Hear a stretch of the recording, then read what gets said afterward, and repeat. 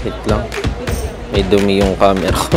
Hello mga abangers, good morning. Kulang-kulang yung nasa menu nila kasi nga panibagong travel adventure series na naman tayo. Pero this time, ganda niya ayun oh, may pine trees talaga. Ang lamig. Oh, kukunin ako ni Lord. Hindi ko kailangan sumigaw. Sea of clouds, yun yung kagandahan. Ayan. Nagkulong sa sea. Nagdidilim na agad ako. Talaga palang sinara na yung Cannon Road. Ang init oh. Ang init tong sinag nung araw. Tanong sa kanila lahat. Nagtatrabaho ako eh. May sunog daw banda dun sa taas. Matagal mag-serve or order kasi nga ang daming... Sa counter po muna yung kape. Napaganda pa yung view namin actually. Ito yung una naming nadaanan. Yun lang naman ang ating quick, very quick tour. And then, ito na guys yung balcony. Hindi sila nagsipasok. Talaga naman.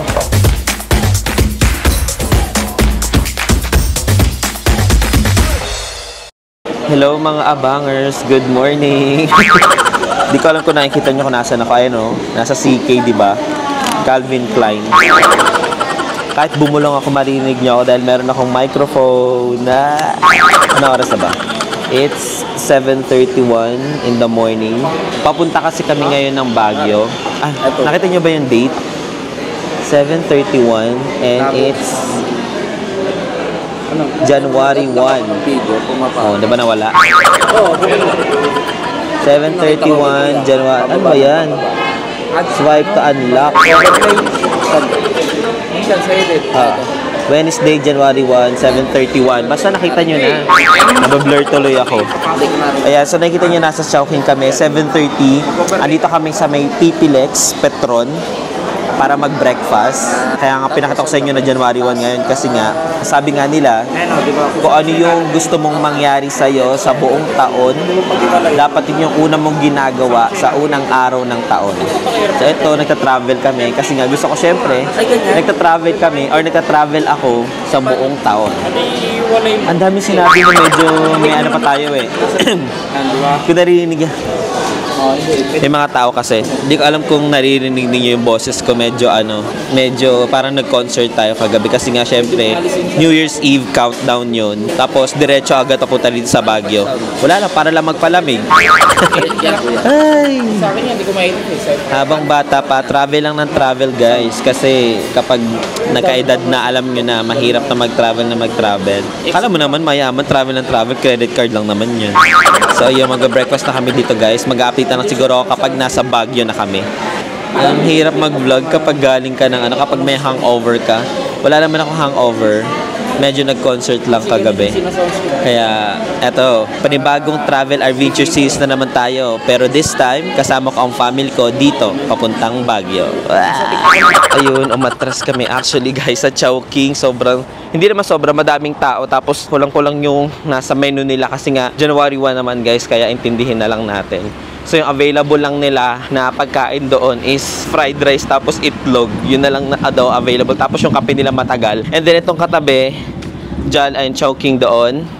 And then itong katabi, ayaw makita kasi Jollibee itong katabi. Ito yung una naming nadaanan. Tapos ang sabi nung guard doon sa may Jollibee, dalawa lang daw yung crew nila. Kaya nilagpasan na namin agad-agad. Actually yung ibang mga dito nag-stop over. Sa labas na lang sila kumakain kasi nga talagang matagal yung order.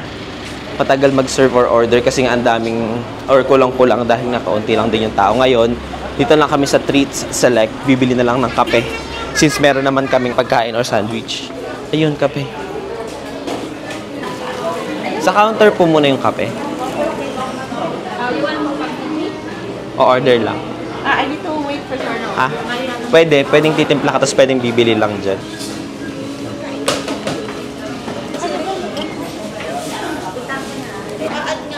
Pero hindi titimpla. 9 na cup po na may cover and stir. Pwede pa rin ito.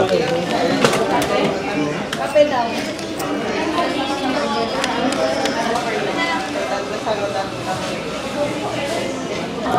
Ano lumapit dito ng mga to?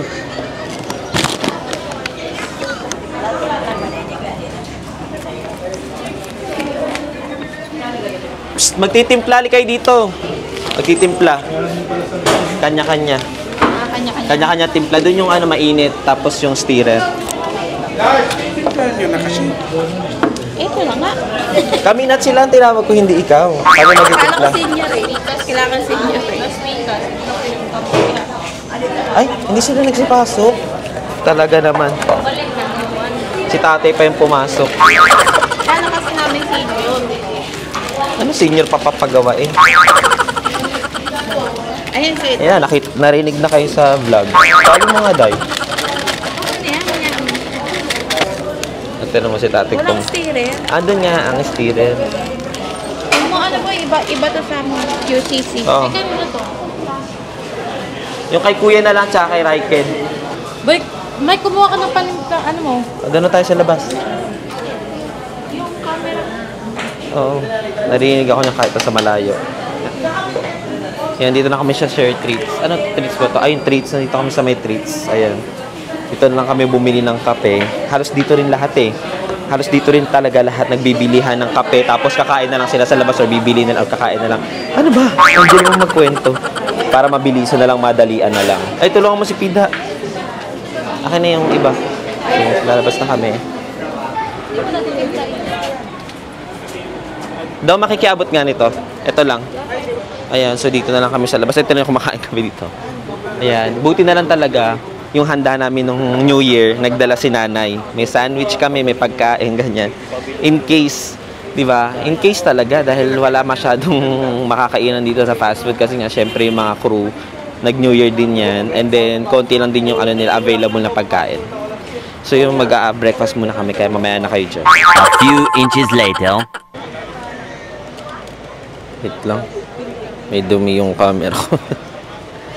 Hello mga abangers. Andito kami nag-aantay. Paakyat dito sa may Cannon Road. May sunog daw banda dun sa taas. Kaya kailangan apulahin daw muna yon. Sabi nung... sino nagsabi? Enforcer. Hindi enforcer Sabi yun, police yun. Police. Sabi nung police or parang enforcer siya, 2 hours daw maghihintay bago paakyatin para... Tanga, i-zoom kita dyan. Tapos makikita ka, kapatid ko. Ayan, so 2 hours daw bago paakyatin itong mga paakyat ng Baguio kasi daw may sunog daw doon na aapulahin daw muna within 2 hours. Ito na yung pila, ang haba. Ayan o, ang haba ng pila o. Ito yung sasakyan namin hanggang doon. Ang haba. And so, okay lang kasi ang estimated time ko naman ng arrival is 4 to 5 hours. Pero nakuha lang namin siya ng mga 2 to 3 hours. Nandito na kami. Kasi puro expressway yung pinagdinaanan. Ewan ko, sa ibang vlog kasi, 4 to 5 hours yung nilalagay na ng estimated arrival papunta dito. Pero 2 hours lang guys, kaya na pumunta dito. Yun nga lang, may sunog. Anong oras na kaya? Anong oras na ba? Yan, it's 9:52. Sakto-sakto. After 2 hours, siguro mga 10:30, andar na kami. Tapos makakarating na kami, magla-lunch kami siguro mga 12 p.m. So saktong-sakto lang din pala, no? Siguro mag-vlog na lang ako or magkikita-kita na lang tayo pag nandun na kami sa may Lion's Head. Iba yung boses ko, nabuti lang talaga may microphone ako. Hindi ko kailangan sumigaw. 1 eternity later. Check-in na kami, sakto. Anong oras na ba? Nakarating din mamaya meron akong story time sa inyo. Grabe ang biyahe. 2 p.m. Tapos and check-in. 2 p.m. yung check-in time namin. Ay, nakita nyo dyan. Ayun, no? 2 p.m. Tapos check-in na ako. Nag-check-in pa eh. Tao pa. Going to check-in. Narinig niyo ba ako dyan? Ang ganda ng ano. Ang lamig. Oh, kukunin ako ni Lord. Ayan na guys, may mga pine trees dito sa aming accommodation. Ah, ganda ng ano.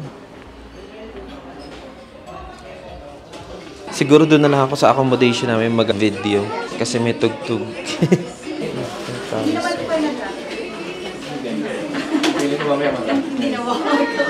Award sa 8.7.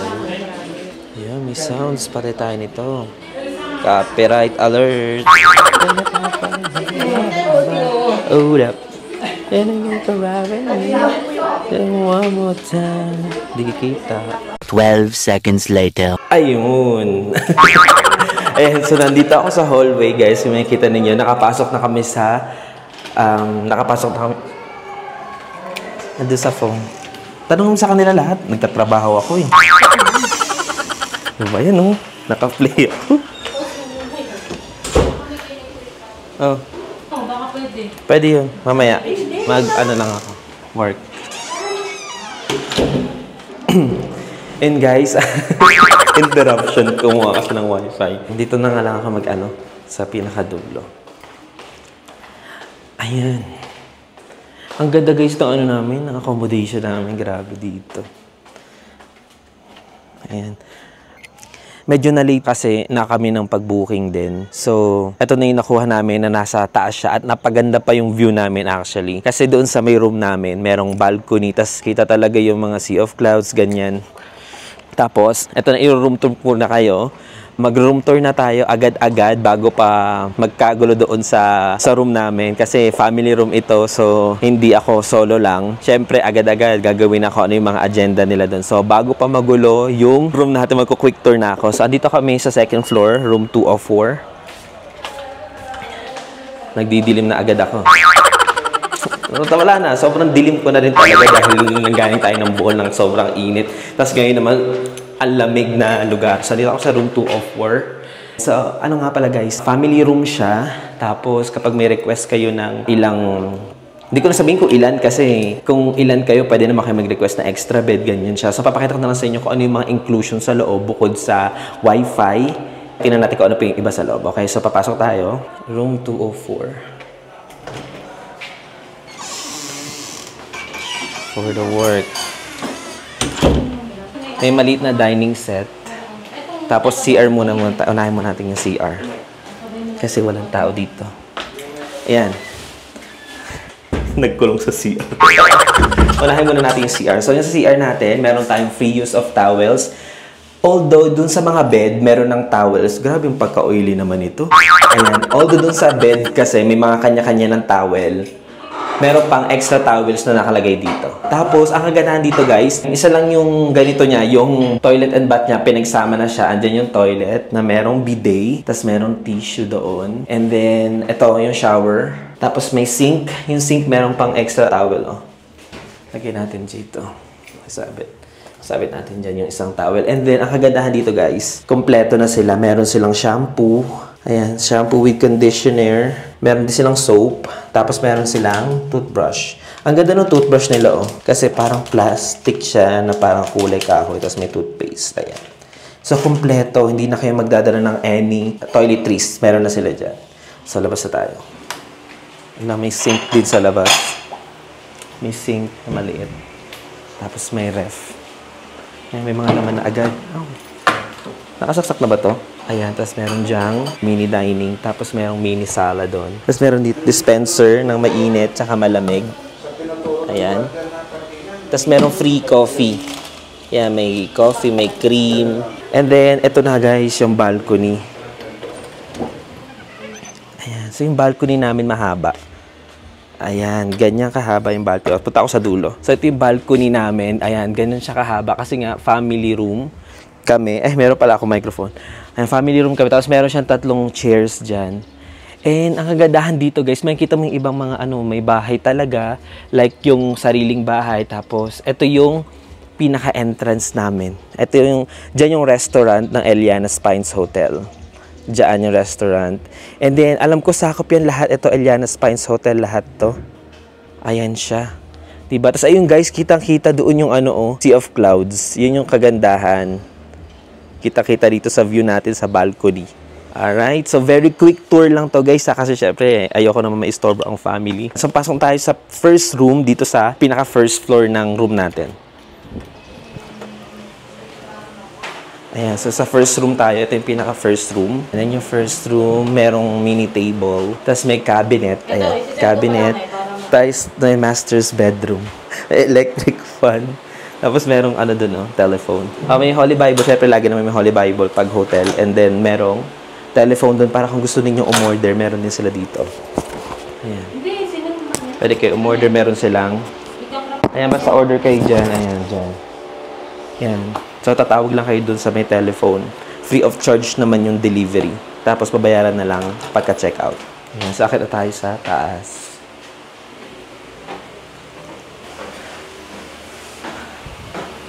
Okay na kayo dyan. Iwan namin mga chilenas dito. Pakita ko lang. Ito yung second room. Pakita ko lang saglit. Meron dito family. Woo! Maluwag siya dito sa second room. Ayan. So, meron dun yung higaan. Tapos meron dito. Tugs. Merong cabinet. Dyan yung lalagay, hindi na sa cabinet. And then, meron siyang open, dito, yung parang open room sa taas. Like, para siyang attic. Ito. Yan. So, meron siyang bed na pandalawahan. Tapos, nag-order pa ako ng isang extra bed dyan naman na ilalagay. Ito, meron din siya mga cabinet dyan. Electric fan. So, syempre, walang aircon dahil ang buong Baguio ay naka-aircon. Kaya mag-aano lang tayo ng electric fan. Yun lang naman ang ating quick, very, very quick tour. And siguro, ang susunod ko na lang na bibidyohan or i-vlog is yung susunod namin activity after dito. So, hindi pa namin alam kung ano yung susunod na activity kasi nga, ayaw nga, meron pala akong story time. Dito na lang sa labas. Okay lang yan, malamig naman eh. Meron ako story time. Ayan, tutok ang araw, kukunin ako ni Lord. Parang ako mag-story time dito. Ayan. So, mag-story time muna tayo, guys. So, ang nangyari, siguro ang pinakahuling video na napanood nyo bago kami makarating dito sa may hotel namin is yung na-stranded kami doon sa may Cannon Road. Yung paakit na ng Baguio. Sobrang lapit na yun, guys eh. I mean, babiyahe pa, pero malapit na yun sa Lion's Head. And after ng Lion's Head, kasi dadaan na yun sa bituka ng road, papunta na ng Baguio. And ang ginawa namin, umatras kami. Kasi guys, ang nangyari doon sa may Cannon Road, talaga palang sinara na yung Cannon Road. Ang init, oh. Ang init ng sinag ng araw. Yeah, sinara pala talaga yung Cannon Road kasi according doon sa dito sa may reception, tinanong ko, kasi na-traffic kami. Kanina pa daw ata kami inaantay. Kasi nung pagkaabot ko ng ID ko, sabi niya kanina po nakapangalan yung booking. Sabi ko sa akin po, Belvis, ayan. Tapos, parang yung reaction ni ate na parang kanina pa nila ako inaantay. Kasi, syempre 2 p.m. yung check-in anong oras na kami nakarating dito? Past 2 p.m. na siguro mga 2:10 nakarating kami dito or naka-check-in kami mga ganong oras na 2:15. Tapos, tinanong ko sa kanya kasi sabi ko medyo na-late kami na punta dito kasi nga na-traffic, na-stranded kami sa Cannon Road. Tapos, sabi naman ni ate, ay, doon kayo dumaan, sir, sarado po yun. So, alam na nila na sarado. So, ibig sabihin, yung incidenting nangyari doon kasi is may nasunugan. Sabi niya, nangyari daw yung sunog kagabi pa. So, ang nangyayari na lang pala doon nung pagpunta namin is hindi ko alam kung bakit inaapula pa rin or what. Pero, ang kwento kasi, nung police officer doon sa Cannon Road na pina-stop kami, may nasunugan daw, ganyan. Tapos, inaapula lang, within 2 hours daw, baka makapasok na kami. Kaya nag-antay kami ng 2 hours doon. Pero hindi namin akalain, lagpas na ng 2 hours, almost magti 3 hours na, nandun pa rin kami stranded at sobrang haba na nung pila talaga doon na nag-aantay. Merong iilan, siguro mga 1 or 2 yung nakita ko na bumalik na sila para siguro mag-MacArthur Highway na sila.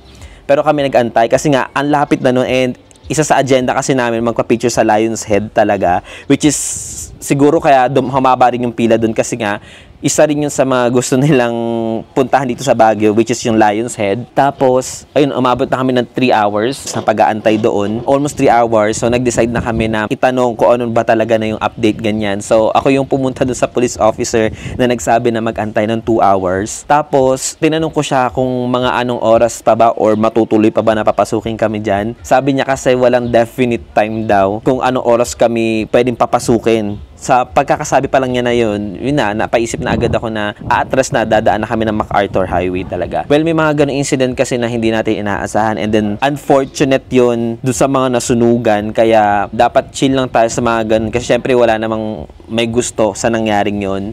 Nakakalungkot lang kasi kung kailan January 1, doon pa may mga nasunugan, ganon. And ayoko rin i-vlog talaga yun sa totoo lang kasi unfortunate thing na nangyari yun sa mga tao na nandoon. Siguro kapag okay na yung daan doon sa Cannon Road, makikibalita na lang tayo sa Facebook or kahit doon sa may receptionist kung pwede na doon makadaan para at least makapagpa-picture kami sa Lion's Head. Ayun lang naman yung story time ko na medyo napahaba pa yung travel namin. Actually, dapat dadaan pa kami ng Camp Janhe. I mean, after namin sa Lion's Head, dapat dadaan pa kami ng Camp Janhe para makita yung mga trees. Kasi trees viewing sana. Tapos doon, magla-lunch sana kami sa Miners Cabin Cafe kasi trending yung spicy bulalo nila na gusto kong itry at magpatry din sa family ko. Yun nga lang, nag-antay talaga ako ng reply sa Facebook, wala silang reply. Kaya ang ginawa ko, nag-text na lang ako habang nagbabiyahe. And then, saka sila nag-reply na close sila today. Ang resume ng operation nila is bukas pa. So, ayun, yung biyahe namin sobrang haba. Na inabot na kami na hanggang alas 2 makarating dito. Kaya nag-decide na kami, diretso na dito. Tapos ito na lang kami kumain.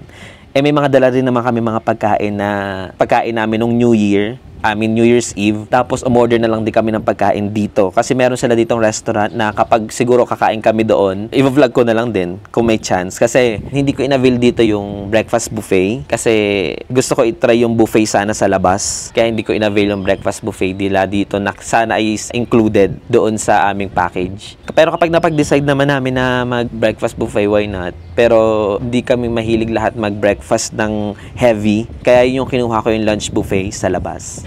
Ano pa ba ikukwento ko? Wala na siguro kasi gusto ko muna maligo para, tinan mo naman, ang lagkit na ng pagmumukha na to. Kasi na-stranded kami sa may Cannon Road. Ang tagal ng oras sa paghihintay namin, tumapat na sa amin yung araw, yung mga nakasakay sa likod, kaya ang init, ang lagkit. So, mamaya na lang ulit guys kapag ready na kaming lumabas. Or pag kumain pala kami mamaya. 6.5 hours later. Hey mga abangers, ay naka-change costume na tayo mga kaibigan. Kasi lalakad na tayo, lalarga na tayo sa ating unang activity dito. Naunsyami man no umpisa kasi nga di ba nagtagal tayo sa Cannon Road, pero itutuloy pa rin natin activities natin dito sa Baguio. Syempre, this is our first time na magkakasama kaming buong family sa Baguio, and this is my first travel adventure series ngayong 2025, kaya kailangan natin talagang damihan ang mga activities natin dito. And syempre, gusto ko rin maging informative. Kakayanin ba? Sa inyo, sa mga activities natin or sa mga lugar na pupuntahan natin. So, ayan, nagpe-prepare na ang lahat sa paglabas. At ang kagandaan kasi nito ay dala namin yung kotse namin. So, hindi ko kayo mabibigyan ng idea sa presyo ng commute or ano yung mga sasakyan. Pero as I search kasi, meron namang mga taxi dito. Meron ding Grab. Alam ko meron ding jeep eh. So, yun yung mga masasakyan nyo. Siguro, sa susunod na punta natin dito, kung solo ako ganyan, pwede natin ma-vlog yung pagko-commute naman. Tsaka, gusto ko rin kasi pakita sa inyo yung view dito. Hindi ko alam kung makikita ninyo kasi sobrang fog na nung background ng mga bahay. Pero ang ganda kasi nung ilaw na pag-stayan natin dito, tinan nyo. Ayan. Siguro mas maganda to kapag gabi na. Tapos ang ganda niya eh, no? May pine trees talaga. Ayan. So, parang dito pa nga lang Christmas Village na eh. Parang dito pa lang Christmas Village na siya, pero mamaya pupuntahan natin yun. Siguro, magbe-video na lang ako kapag nandun na tayo mismo sa lugar na yun. Yung boses, kala mo naman talaga hindi professional.